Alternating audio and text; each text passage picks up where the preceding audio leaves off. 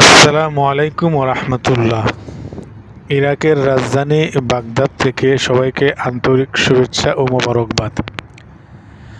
মেসেঞ্জারে অনেকেই জানতে চান ইরাকের ভিসা আছে কি না।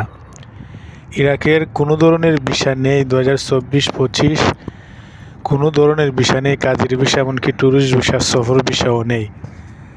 কারণ ট্যুরিস্টে এসে, সফরে এসে বাংলাদেশিরা আর ফেরত যায় না, যার কারণে ইরাক গভর্নমেন্ট, ইরাক সরকার বাংলাদেশিদেরকে সফর ভিসা দেয় না। প্রশ্ন হলো, বাংলাদেশিরা ইরাকে যায় কিভাবে? আশা কিন্তু বন্ধ না, কম হোক আর বেশি হোক আসতেছে। তারা কিভাবে আসে? দালালরা 6 লক্ষ, 7 লক্ষ, 6.5 লক্ষ টাকা নেয় জনপ্রতি। অবৈধ পথে ইল্লিগেলভাবে তাদেরকে ইরাক ঢোকায়। কীভাবে? অনেকে বাংলাদেশ থেকে শ্রীলঙ্কা ফ্লাইটে আনে ট্যুরিস্ট ভিসা, শ্রীলঙ্কা থেকে আবার ইরান আনে ফ্লাইটে, পরে ইরান থেকে বর্ডার ক্রস করায়া ইরাক ঢোকা।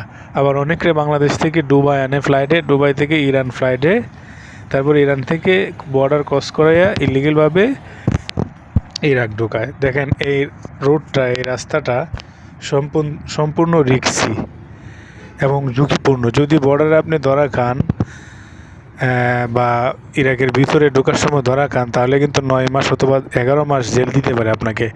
তারপরে জেল কেটে বাংলাদেশ থেকে আবার ক্রুজ এবং বিমান ভাড়া বাবদ 90 থেকে 1 লক্ষ টাকা আনতে হবে। এনে নিজ খরচায় বাংলাদেশে আপনাকে যেতে হবে, আপনাকে পাঠিয়ে দেবে।